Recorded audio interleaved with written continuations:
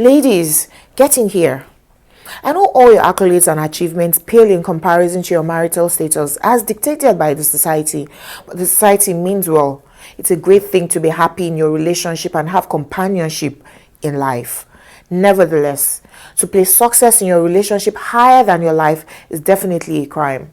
I know it's easier said than done, but you can live a fulfilled life if you choose to, regardless of your marital status. Believe it or not, there are unhappy married people. There are unhappy people, period. They stay in their situations to cover their shame. Don't put yourself under undue pressure to be seen to be happy, to the extent that you actually get depressed in a situation made worse only by your own imaginations.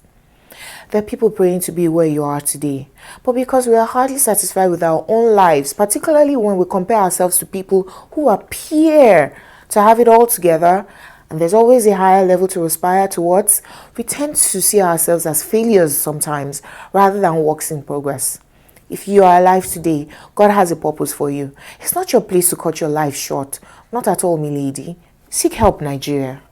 Nigeria is insecure. We try everything to stay out of the way of armed bandits and kidnappers. It's therefore shocking to hear of a successful woman poisoning herself or jumping into the lagoon because her husband has a side chick and asks her not to come back home after going to deliver their baby abroad or right after arguing with her fiancé on the phone. No one killed you, you killed yourself. Although some quarters would like to blame the philandering husband, nah, no other human being should have such an influence over your life, no matter how much you love them. Where's the place of God in your life when you take a life that you didn't create? Aside from suicide being a crime against the state, it's also a crime against God.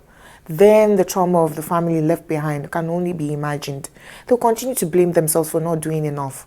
Suicide is never the answer. It just messes up the minds of family members and makes children of people who die by suicide to be susceptible to the same fate when they face difficult circumstances in their own lives too. It's not a way out. Now let's address this issue.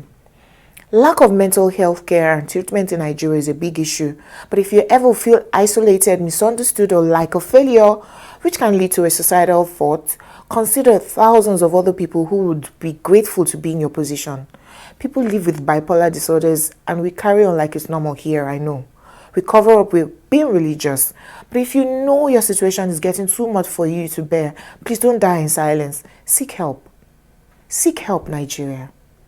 There were insinuations that the wife of the government official who killed herself may have done it because she couldn't face the shame of no longer being the wife or so and so. It may seem trivial, but she may also have been dealing with postpartum depression. We need to look out for ourselves here. A man will marry at any age. Aside from menopause, a woman can also marry at any age. Don't be so negative about yourself that you doom yourself to nothingness and take your own life. No one is worth it.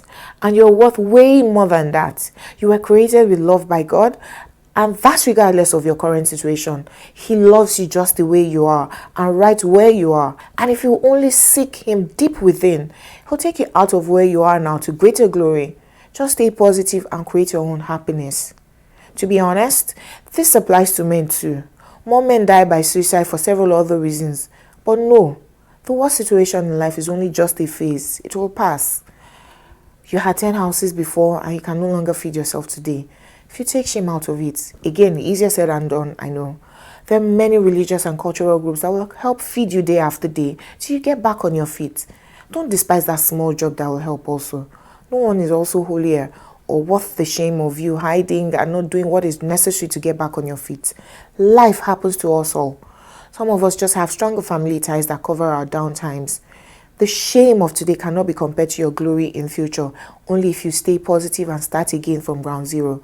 You will get back up and be in the position to help others in future. Nigeria will not happen to us. Let's all seek help. Seek help, Nigeria. You and I will succeed.